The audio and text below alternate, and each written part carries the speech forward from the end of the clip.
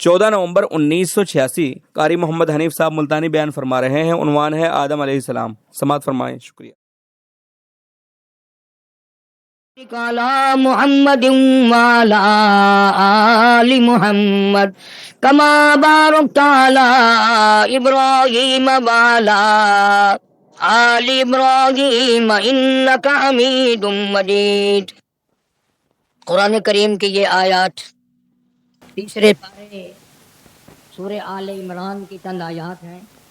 پروردگار عالم نے اس وقت کا ذکر فرمایا جب نہ چاند تھا، نہ سورج تھا، نہ ستارے تھے، نہ آسمان تھا، نہ زمین تھی، نہ سمندر تھے، نہ دریا تھے، نہ پہاڑ تھے، نہ درخت تھے، کوئی چیز نہ تھی اللہ کی ذات کے سوا۔ یعنی حق سبحانہ و تعالی و تقدس نے اس وقت کا ذکر خیر فرمایا جب خالق کائنات نے دنیا بنائی نہ تھی۔ اس کے علم میں سب کچھ تھا، عالم ارواح میں سب کچھ تھا، چرندہ پرندہ درندہ اچھی ماڑی چیز کوئی بھی ابھی نہیں بنی تھی۔ مالک کائنات نے حضور کریم صلی اللہ علیہ وسلم کی شان کی بلندی بیان فرمانے کے لیے ظاہر کوئی رسول نہیں ہوا تھا، کوئی نبی نہیں آیا تھا۔ 1,24,000 انبیاء کرام کی روحوں کو اللہ پاک نے جمع فرمایا۔ آدم علیہ السلام سے لے کر محمد عربی صلی اللہ علیہ وسلم تک تمام انبیاء علیہ السلام کی روحوں کو جمع فرمایا، ایک جلسہ فرمایا۔ اس جلسے کی شان کا کیا کہنا، جس جلسے کی صدارت خود خدا نے کی ہو، اللہ رب العالمین جلسے کا خود صدر بنا ہو۔ اس جلسے کا کیا کہنا جس کے سامعین اور جلسے میں شریک ہونے والے شرکاء موسیٰ علیہ السلام ہوں، ابراہیم علیہ السلام ہوں، نوح علیہ السلام ہوں، آدم علیہ السلام ہوں، عیسیٰ علیہ السلام ہوں، محمد عربی صلی اللہ علیہ وسلم ہوں، سارے رسول، سارے نبی، سارے پیغمبر جس اجلاس میں اکٹھے ہوں، کیا کہنا اس اجلاس کا؟ اور جس غرض کے لیے اللہ پاک نے جمع فرمایا، اکٹھا فرمایا، اس غرض کا کیا کہنا، اس مقصد کا کیا کہنا، اس مطلب کا کیا کہنا جس لیے یہ سارے نبی اللہ پاک نے اپنے دربار میں بلائے۔ بڑے سے بڑا نبی، چھوٹے سے چھوٹا پیغمبر، تمام کے تمام موجود ہیں، سب شریک ہیں، اس لیے ان سب کو اکٹھا فرمایا، اس لیے ان سب کو جمع فرمایا تاکہ آمنہ کے در یتیم رسول کریم صلی اللہ علیہ وسلم کی سرداری کا عالم ارواح میں ڈنکا بجا دیا جائے۔ یعنی آپ صلی اللہ علیہ وسلم کی اس وقت سرداری تسلیم کرائی جائے جب دنیا میں کوئی چیز نہ تھی۔ اصل مسئلہ میں آپ کو کے سامنے لایا چاہتا ہوں۔ اللہ پاک نے فرمایا وَمَا أَرْسَلْنَاكَ إِلَّا رَحْمَةً لِّلْعَالَمِينَ، میں نے آپ صلی اللہ علیہ وسلم کو سارے جہانوں کے لیے سردار بنا کر کے بھیجا، رحمت للعالمین بنا کر کے بھیجا۔ اب عالم ہے 3، ایک عالم ارواح، ایک عالم دنیا، ایک عالم برزخ، 4 ہے، اور ایک عالم آخرت۔ اللہ پاک جل شانہ نے اپنے محبوب کریم صلی اللہ علیہ وسلم کی چاروں عالموں میں، چاروں جہانوں میں سرداری بیان فرمائی۔ پھر بھی اگر لوگ کہیں کہ یہ لوگ حضور کریم صلی اللہ علیہ وسلم کو نہیں مانتے، اور یوں کہو ہم نبی کو مانتے ہیں، تجھے نہیں مانتے، تیری رسومات کو نہیں مانتے، تیری خرافات کو نہیں مانتے، تیری بکواس کو نہیں مانتے، تو کون ہوتا ہے اپنی رسمیں ہم سے منوانے والا؟ کتنی بڑی مالک کے کائنات نے عظمت بیان فرمائی اور عطا فرمائی حضور کریم صلی اللہ علیہ وسلم کو کہ ابھی دنیا کا وجود نہیں، دنیا وجود میں نہیں آئی، آسمان نہیں، زمین نہیں، ستارے نہیں، چاند نہیں، دن نہیں، رات نہیں، کوئی چیز نہیں، اللہ پاک نے سارے انبیاء کرام کو جمع فرمایا ہوا ہے۔ سارے انبیاء کرام کو اللہ پاک نے جمع کر کے ایک قرارداد رکھ دی، سارے پیغمبروں سے، اپنے خاص بندوں سے، 1,24,000 پیغمبروں سے، ذبیح اللہ بیچ میں ہے، خلیل اللہ بیچ میں ہے، کلیم اللہ بیچ میں ہے، نوح نجی اللہ بیچ میں ہے، آدم علیہ السلام بھی ہے، سب کو جمع کر کے فرمایا وَإِذْ أَخَذَ اللَّهُ، اللہ پاک نے قرارداد رکھ دی، مقصود رکھ دیا، جمع کرنے کا مقصد رکھ دیا، غرض رکھ دی، وَإِذْ أَخَذَ اللَّهُ مِيثَاقَ النَّبِيِّينَ، او میرے رسولوں، او میرے نبیوں، او میرے پیغمبروں، او تورات والے، انجیل والے، زبور والے، صحیفوں والوں، اور میری شریعت کو ماننے والوں، میری خدائی کو تسلیم کرنے والوں، میری کبریائی کو ماننے والوں، میری عظمت کو ماننے والوں، میری توحید کو ماننے والوں، میری یکتائی کو ماننے والوں، میری خالقیت کو ماننے والوں، میری جباریت اور قہاریت کو ماننے والوں، میری رحیمی کریمی کو ماننے والوں، وَإِذْ أَخَذَ اللَّهُ مِيثَاقَ النَّبِيِّينَ، میں آج تم سے ایک اقرار لیا چاہتا ہوں، ایک میں نے دستاویز تمہارے سامنے رکھ دی، میں تم سب سے دستخط کرانا چاہتا ہوں، ایک محضر نامہ تمہارے سامنے رکھ دیا، ایک دستاویز تمہارے سامنے رکھ دی، میں نے قرارداد پیش کی، تم اس کی تائید کرو۔ مطلب یہ نہیں اگر تائید نہیں کرو گے تو یہ قرارداد نہیں چلے گی یا یہ دستاویز نہیں چلے گی، یہ بات نہیں، اللہ پاک کا تو سب کچھ چلتا ہے۔ فرمایا اذا قضى امرا فانما يقول له كن فيكون۔ تمہارے دستخطوں کی مجھے ضرورت نہیں، تمہاری تائید کی مجھے کوئی ضرورت نہیں، تمہارے ہاتھ اٹھوانے کی مجھے کوئی ضرورت نہیں، تمہاری ہاں میں ہاں مجھے اپنی ہاں میں ہاں ملوانے کی مجھے کوئی ضرورت نہیں، میں بے پرواہ، میں بے نیاز، واللہ هو الغنی الحمید،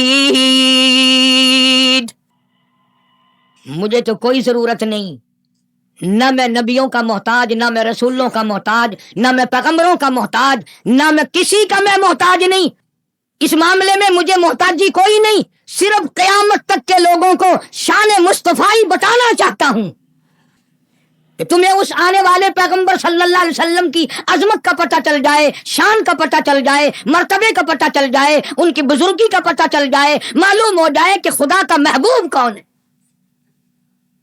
ورنہ اللہ کی ذات بے نیاز ہے، اسے کون سی قرارداد پہ تائید کرانے کی، اس نے کسی حکومت کو تھوڑا ہی بھیجنا ہے۔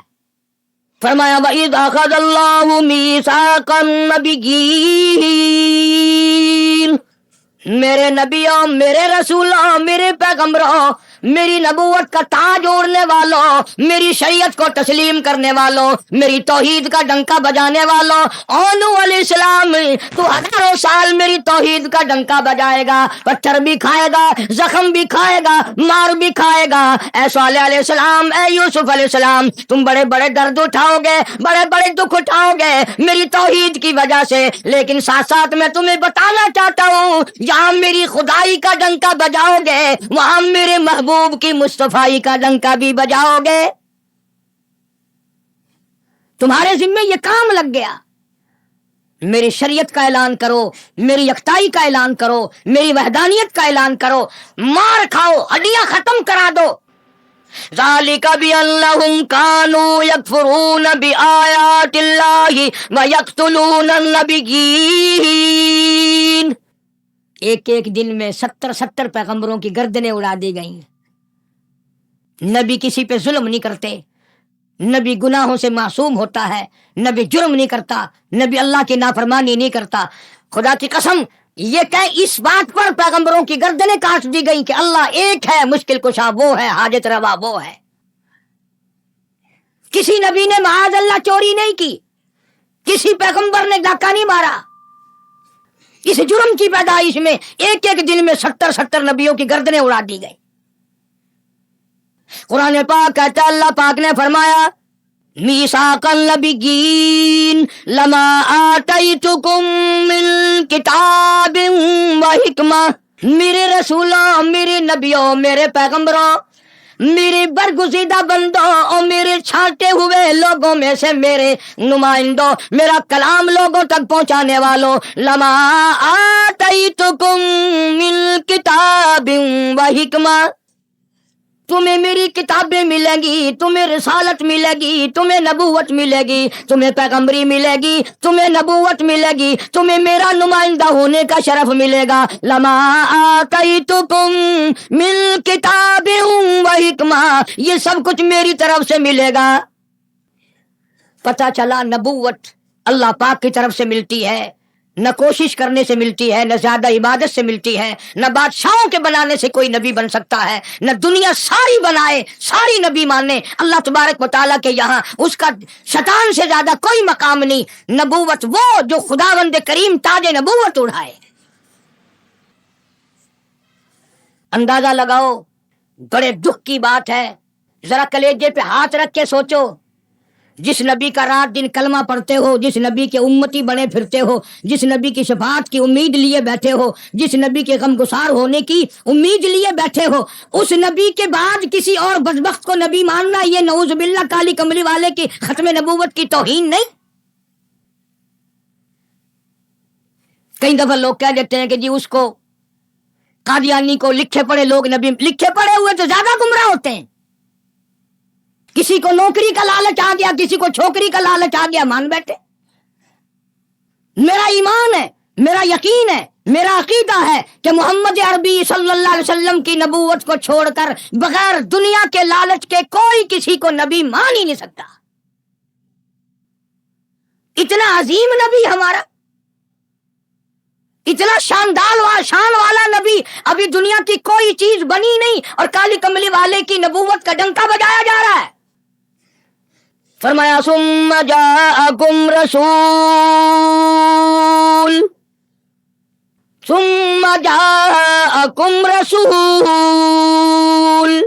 میرا محبوب آئے گا، میرا کالی کملی والا آئے گا، آمنہ کا در یتیم آئے گا، مصدق لما معکم لتؤمنن بہ ولتنصرنہ، تم تمام کے تمام اس کا اعلان کرنا، اس کی عظمت کا اقرار کرنا، اس کی شان کو تسلیم کرنا۔ کیا ماننے والے نبی اور پیغمبر اور رسول ہوں اور منوانے والا خدا ہو، کون انکار کر سکتا ہے؟ لیکن بات کو پکا کرنے کے لیے کبھی قرآن کریم کا ترجمہ بھی پڑھ لیا کرو، خدا تمہیں قرآن نصیب فرمائے۔ مسجدوں میں، گلیوں میں، بازاروں میں جو بکواس کر دے تم اسی کو تسلیم کر لیتے ہو، اس وجہ سے کہ تم دین کا علم نہیں سیکھتے، قرآن کریم کا ترجمہ نہیں پڑھتے، محمد عربی صلی اللہ علیہ وسلم کی حدیث پاک نہیں پڑھتے، ورنہ ایسا کبھی نہ ہو۔ اللہ میاں نے فرما دیا، نبیوں نے مان لیا، بس بات ختم ہو جانی چاہیے تھی۔ لیکن بات کو اور مضبوط کرنے کے لیے اور پکا کرنے کے لیے اور شاندار بنانے کے لیے اللہ پاک پوچھتے ہیں قال اقررتم، اے کاش تم عربی جانتے، قرآن سمجھتے، خدا کی قسم کلیجہ پھٹ جاتا۔ اور خدا پوچھتا ہے قال اقررتم، کیا تم نے میرے محبوب کی مصطفائی کا اقرار کر لیا؟ کیا تم نے اقرار کر لیا؟ قالوا اقررنا، سارے نبیوں کی روحوں نے کہہ دیا رب العالمین ہم سب نے اقرار کر لیا، مان لیا۔ اب تو بات ختم ہو جانی چاہیے تھی، لیکن اب بھی فرمایا قال فاشهدوا وانا معكم من الشاهدين، میں بھی اس دستاویز پہ گواہ ہوں، تم بھی گواہ رہنا، میں خدا نے تمہیں یہ سب کچھ بتا دیا کہ مجھے اپنی کبریائی کی قسم اگر میں اپنے محبوب کو نہ بناتا یہ دنیا ہی نہ بناتا، انبیاء نہ ہوتے، رسول نہ ہوتے، چاند نہ ہوتا، سورج نہ ہوتا، آسمان نہ ہوتے، چاند ستارے نہ ہوتے، یہ دن رات نہ ہوتے، یہ کائنات نہ بستی، اللہ پاک نے سارے نبیوں کو جمع کر کے دستاویز پہ دستخط کرا کے یہ ثابت کر دیا کہ یہ ساری کائنات کالی کملی والے کا صدقہ ہے۔ فرمایا تم بھی گواہ رہو، میں بھی گواہ ہوں، اس بات پہ پکے رہنا۔ اور ایک اور دنیا کے قانون کی بھی یہ عادت ہے کہ ایک قانون بنایا جو اس کے خلاف کرے اس کی سزا بھی تو سب بناتے ہیں نا، کہ جو ایسا نہیں کرے گا اس کو یوں سزا دی جائے گی۔ اللہ اکبر، اللہ پاک نے سزا بھی بتا دی، فرمایا فمن تولا بعد ذلک، فمن تولا بعد ذلک فاولئک هم الفاسقون، جو ایسا نہ کرے گا یاد رکھو یہ لوگ فاسق ہو کر کے مریں گے، ایمان سے خالی مریں گے۔ کس وقت میں دستاویز تیار کی؟ کس کے لیے یہ عظمتوں کے ڈنکے بجائے جا رہے ہیں؟ کس کے لیے اقرار لیے جا رہے ہیں؟ اور خدا نے نبیوں سے اقرار لیا اور آپ نے اور میں نے بھی اقرار کیا، لا الہ الا اللہ محمد الرسول اللہ صلی اللہ علیہ وسلم۔ ہم نے اقرار کیا اللہ کے سوا معبود کوئی نہیں، اور کالی کملی والے صلی اللہ علیہ وسلم کے سوا ہمارا رسول کوئی نہیں۔ روزانہ اقرار کرتے ہیں ہم اللہ کی وحدانیت کے سوا کسی کو نہیں مانیں گے، اور نبی پاک صلی اللہ علیہ وسلم نے جو فرما دیا ہم اس کی پابندی کریں گے۔ سزا بھی آ گئی، عظمت بھی آ گئی، قانون بھی آ گیا۔ اب شروع ہوا مسئلہ، کافی دنوں چلے گا انشاءاللہ یہ مضمون۔ اللہ پاک ہم سب کو حضور کریم صلی اللہ علیہ وسلم کے صدقے میں معافی عطا فرمائے۔ اب چلا ہے ذرا سلسلہ، دنیا بن گئی، آسمان زمین بن گئے، انسان نہیں ابھی آیا دنیا میں۔ سب سے پہلا انسان، سب سے پہلا آدمی سیدنا آدم علیہ الصلوۃ والسلام تشریف لائے۔ اللہ پاک نے بغیر ماں باپ کے پیدا فرمایا۔ وہ ماں کے بغیر بھی پیدا کر سکتا ہے، باپ کے بغیر بھی پیدا کر سکتا ہے۔ کہیں ماں باپ یہ نہ کہیں کہ اولاد ہم بناتے ہیں، ایسا نہیں ہے۔ اس نے اپنی قدرت کا نمونہ پہلے دکھا دیا۔ سیدنا آدم علیہ الصلوۃ والسلام کو اللہ پاک نے جنت میں داخلہ عطا فرمایا، جنت میں عمر بسر ہوئی، جنت الفردوس میں رہتے تھے آدم علیہ الصلوۃ والسلام۔ دنیا میں بھیج دیے گئے، بسانا تھا دنیا کو۔ آخری وقت آیا آدم علیہ السلام کا۔ حضرت شیش علیہ السلام بیٹے ہیں آدم علیہ السلام کے۔ آخری وقت میں حضرت آدم علیہ السلام نے ان کو بلایا اور فرمایا میرے بیٹے میری ایک وصیت قبول کر، میری ایک وصیت سن، میری آخری بات سن۔ جی ابا فرماؤ۔ فرمایا جب بھی کوئی مشکل وقت آئے، جب بھی کوئی مصیبت آئے، جب بھی کوئی پریشانی آئے، اللہ پاک سے مانگنا، اس کے دربار میں جھولی پھیلانا، اس کے سامنے دامن پھیلانا، اس کے دروازے پہ گدا گری کرنا، اس کے دروازے پہ اپنے سر کو جھکانا، اور جب کوئی مصیبت آئے دعا مانگنا اس مالک کائنات سے۔ لیکن دعا سے پہلے محمد کریم صلی اللہ علیہ وسلم کی ذات پاک پہ درود پاک پڑھنا۔ ابھی تو لاکھوں برس ہیں حضور کریم صلی اللہ علیہ وسلم کے تشریف لانے میں۔ حضرت شیش علیہ السلام نے فوراً پوچھا میرے ابا ابو البشر آپ ہیں، انسانیت کے ابا آپ ہیں، سارے جہان کے سردار آپ ہیں۔ اللہ پاک نے انسانیت کا سلسلہ آپ سے شروع فرمایا، یہ درود پاک کس کے نام پہ پڑھوا رہے ہو، یہ کون ہے؟ فرمایا بیٹا میں جنت میں رہ کے آیا، بڑا وقت گزار کے آیا، میں نے جنت میں رہائش رکھی، میں نے جنت میں سونے چاندی کی اینٹوں پہ، سرخ یاقوت کے مکانوں کے دروازوں پہ، اور سبز یاقوت کے مکانوں پہ، اور مشک و عنبر زعفران کے بنے ہوئے محلات کے دروازوں پہ، اور جنت کی ایک ایک نہر پہ، اور جنت کے درختوں کے ایک ایک پتے پہ میں نے کالی کملی والے کا نام دیکھا ہے صلی اللہ علیہ وسلم۔ اس لیے میں نے کہا ہے کہ درود پاک پڑھنا، اس سے بھی تھوڑے سے اور پیچھے چلو تاکہ ذہن میں بات پختہ بیٹھ جائے، اور تم اپنے حلقے میں، اپنی گلیوں میں، اپنے محلے میں جا کر کے یہ کہہ سکو کہ قاری حنیف پیغمبر خدا صلی اللہ علیہ وسلم کو کیا مانتا ہے، کتنا بڑا مانتا ہے، کس حیثیت سے مانتا ہے، پتہ تو چلے۔ یہ تو میں نے آخری وقت کی بات کر دی، یاد رکھنا اسے بھی۔ اور پیچھے چلو، جناب آدم علیہ الصلوۃ والسلام ہیں تو جنت میں، لیکن اکیلے ہیں، اکیلے ہیں، تنہائی، خلوت، پریشانی، اپنی جیسی صورت کوئی نظر نہیں آتی، اپنا ہم اثر کوئی نہیں، ہم جنس کوئی نہیں۔ تجربہ کر لو، کوئی بہت عالیشان محل، ایئر کنڈیشن، بڑے بڑے فانوس اور بڑا بڑا سب کچھ بنا بنا کر ایک آدمی کو اندر بٹھا کے باہر سے بند کر دو، ایک دن میں گھبرا جائے گا، بلکہ ایک گھنٹے میں ہی، کہ میں کدھر جاؤں، کیا کروں پنکھوں کو، کیا کروں ایئر کنڈیشن کو، کیا کروں خوبصورتی کو، میں تو یہاں اکیلا ہوں۔ تو آدم علیہ السلام کو جب اکیلے کو وحشت ہوئی، خلوت میں پریشانی ہوئی، اکیلاپن محسوس کیا، اللہ پاک نے جوڑا اب آگاہی چونکہ آپ ساری انسانیت کے ابا ہیں اور یہ سارے جہان کے انسانوں آدمیوں کی اماں ہے، اس کا حق مہر یہ ہے یہاں کھڑے کھڑے یہاں بیٹھے بیٹھے میرے محبوب کریم حضرت محمد الرسول اللہ صلی اللہ علیہ وسلم کی ذات گرامی پہ 20 مرتبہ درود پاک پڑھو، حق مہر ادا ہو جائے گا۔ ذرا اندازہ تو لگاؤ یہ کس وقت میں عظمتیں بیان کرائی جا رہی ہیں، کوئی چیز ابھی نہیں بنی، ایک جوڑا دنیا میں آیا ہے، لیکن محبوب خدا اللہ پاک اپنے محبوب کریم صلی اللہ علیہ وسلم کی ذات اقدس پہ درود پاک پڑھنے کے لیے اس کو قیمت بنا رہے ہیں کہ اس ہوا کی قیمت جو ہے حق مہر کی وہ 20 مرتبہ درود پاک ہے صلی اللہ علیہ وسلم۔ اور یہی وجہ ہے، گو مضمون آگے چل کر آئے گا کہ اللہ پاک نے قرآن کریم میں یہ کہیں نہیں فرمایا کہ میں بھی نماز پڑھتا ہوں تم بھی نماز پڑھو، میں بھی روزہ رکھتا ہوں تم بھی روزے رکھو، میں بھی زکات دیتا ہوں تم بھی زکات دو، میں بھی حج کرتا ہوں تم بھی حج کرو، میں بھی یوں کرتا ہوں۔ صرف ایک عبادت ایسی اور ایک کام ایسا اللہ پاک نے اعلان کر دیا، فرمایا ان اللہ و ملائکتہ، میں خدا اور میرے سارے فرشتے یصلون علی النبی، محبوب کریم صلی اللہ علیہ وسلم کی ذات پہ اور لوگوں میں بھی درود بھیجتا ہوں، جبریل بھی بھیجتا ہے، سارے فرشتے بھیجتے ہیں، تم بھی درود بھیجتے رہنا۔ یعنی درود شریف پڑھنا ایسی عبادت ہے کہ خدا بھی ہمارے ساتھ اس میں شامل ہے، فرشتے شامل ہیں۔ اب یہ مضمون نہیں لیکن بات چل رہی ہے۔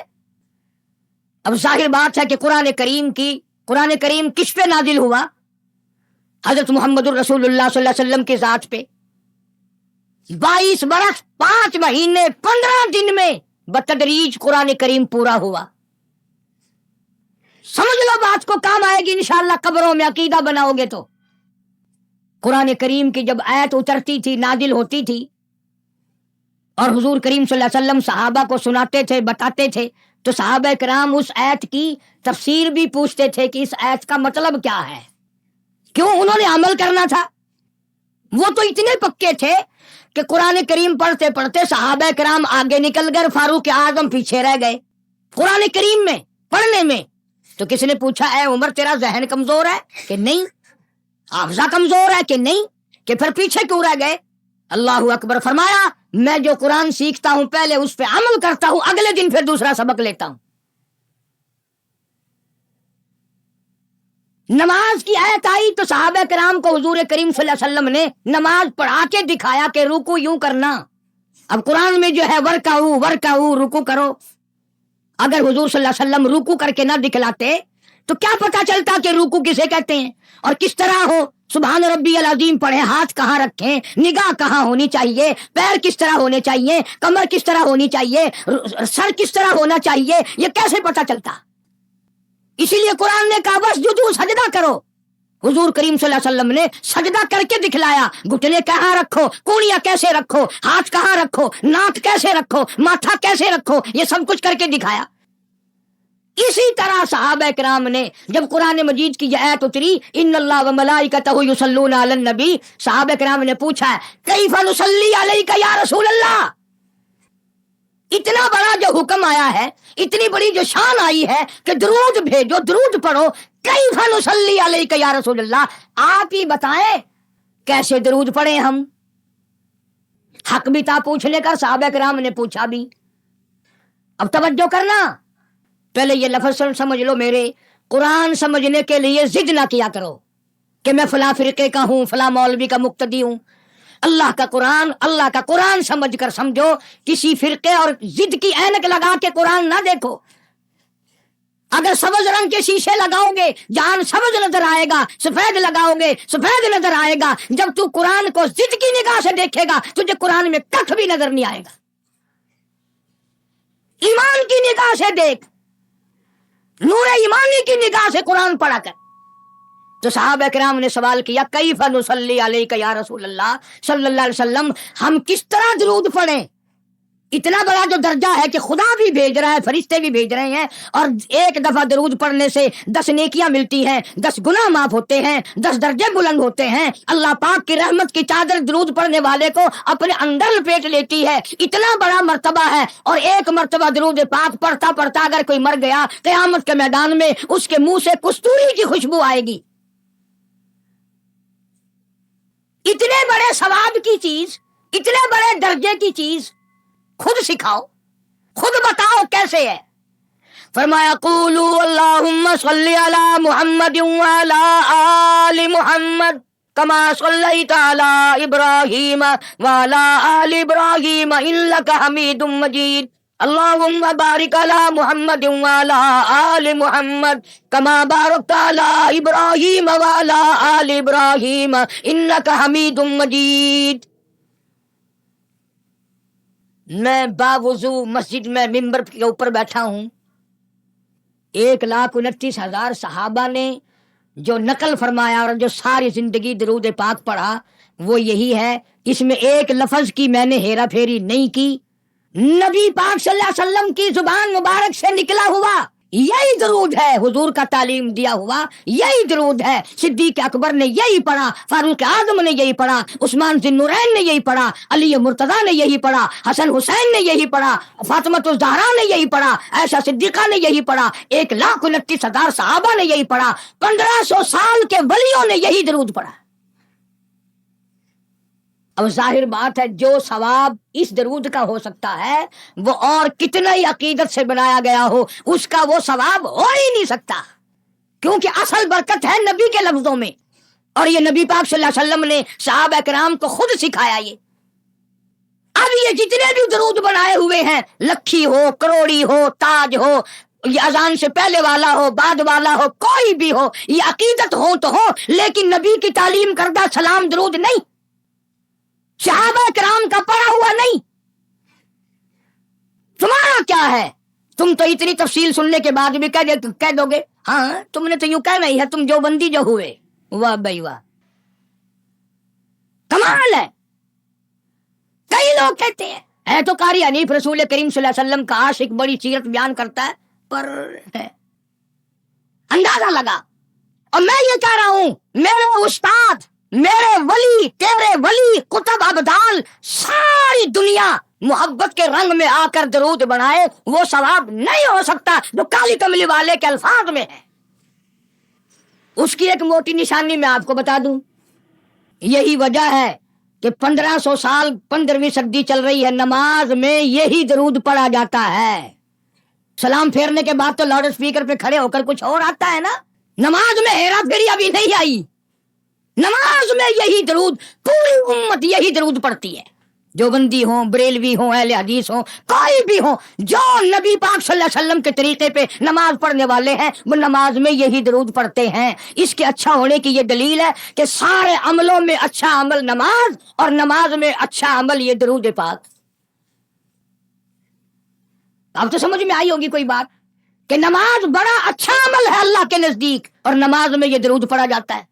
ایک دلیل اور سن لو، اللہ پاک جل شانہ نے نیت بندھوائی، یوں فرمایا، یوں کانوں تک ہاتھ لے جاؤ، اللہ اکبر۔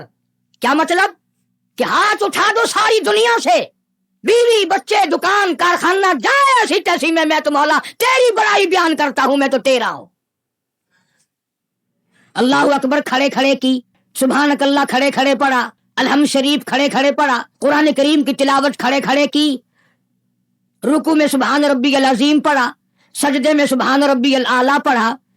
جب آئی درود پاک کی باری، اللہ پاک نے فرمایا سیدھا ہو کر آرام سے بیٹھ کے پڑھ میرے محبوب کی ذات پہ درود پاک، بالکل تسلی سے بیٹھ جا، ہر انگلی کا رخ قبلے کی طرف ہو، بڑے سکون سے، تسلی سے۔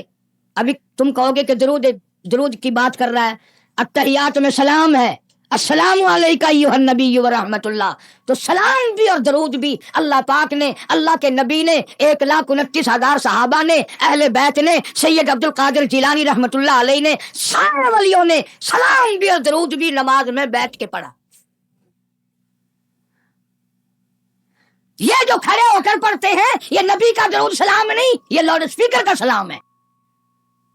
10-15 साल पहले जब तक लाउड स्पीकर नहीं था ये सलाम कहाँ गए थे? अल्लाह अकबर से अजान शुरू होती थी, ला इलाहा इल्लल्लाह पे खत्म हो जाती थी। और अब भी जिस दिन बिजली ना हो इंशाअल्लाह अजान सही आएगी, अल्लाह करे स्पीकर रहे ही ना, अजान तो सही आएगी। किसी ने एक किले की मजान बना ली, किसी ने यूं बना ली। तेरे बने हुए मकान में अगर कोई जरा सी लकड़ की या लोहे की किल्ली ठोके तकलीफ होती है, ओए मकान की जीनत को बिगाड़ रहा है। हमने रंग रोगन कराया, टिपस कराया, पैसे लगाए, तूने कील क्यों गाड़ी? और मकान मुकम्मल होने के बाद तू एक मामूली सी कील बर्दाश्त नहीं करता, खुदा अपने दीन में ये तेरी बिदअत कैसे बर्दाश्त करेगा?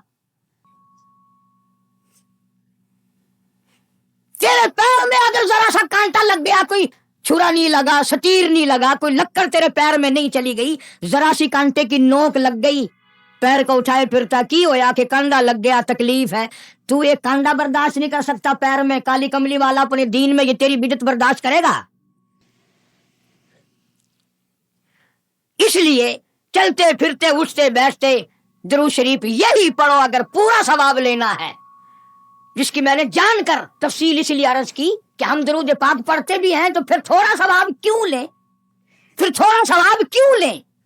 पूरी दुनिया को चैलेंज है, इस दरूद पाक के मुकाबले में कोई दरूद ला नहीं सकता, हो ही नहीं सकता। अब अगली बात सुनो, पल्ले बांध के ले जाना, कब्रों में काम आएगी इंशाअल्लाह। हमारा एक और ईमान है, अकीदा है, यकीन है कि नबी पाक सब कह दो सल्लल्लाहु अलैहि वसल्लम ने रोजा, नमाज, हज, ज़कात, जितना भी दीन है अपनी तरफ से कोई चीज नहीं इरशाद फरमाई, बल्कि वमा यंतिकु अनिल हवा इन हुवा इल्ला वहयुन यूहा।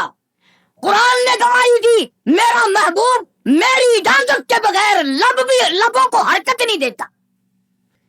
तो जब ये अकीदा बनाओगे कि नबी पाक सल्लल्लाहु अलैहि वसल्लम की जुबान अल्लाह की जुबान है, नबी का फरमान अल्लाह का फरमान है, फिर ये दरूद पाक नबी का भी नहीं बल्कि ये दरूद पाक अल्लाह का भेजा हुआ है। जो दरूद अर्श से आया हो, जो दरूद अल्लाह ने भेजा हो, जो दरूद काली कमली वाले ने खूब तालीम दिया हो, सहाबा ने पढ़ा हो, सारी दुनिया ने पढ़ा हो, कुतुब और अब्दालों ने पढ़े हो, जिस दरूद को पढ़ पढ़ कर लोग अल्लाह वाले बन गए हो, अल्लाह के दोस्त और करीबी बन गए हो, उस दरूद को छोड़कर आज तरह तरह के बना लिए।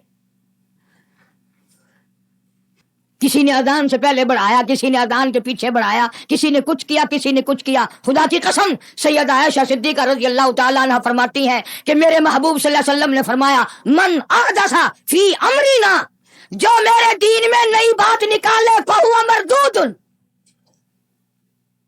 चाहे मोहब्बत के रंग में क्यों ना निकले, चाहे इश्क के रंग में क्यों ना निकले। बातें बनाते हैं लोग, ओ जी सवाब ही है ना अगर यूं कर ले। तो मेरा ख्याल है गुनाहगार मैं और आप चूंकि ज्यादा हैं, आज जुमे की 4 रकात पढ़ो ताकि ज्यादा सवाब मिले, गुनाह माफ हो। इक्तदा शर्त है, ताबेदारी शर्त है।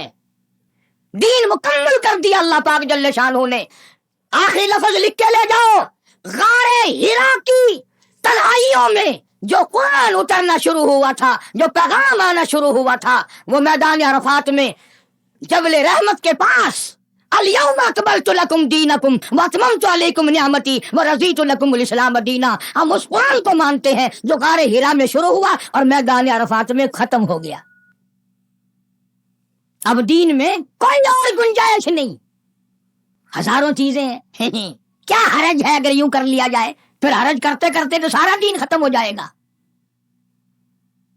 नहीं जी, लोगों के हालात को भी देखना चाहिए। भी लोगों के हालात को क्या देखना है? कब्र देखो, आखिरत देखो।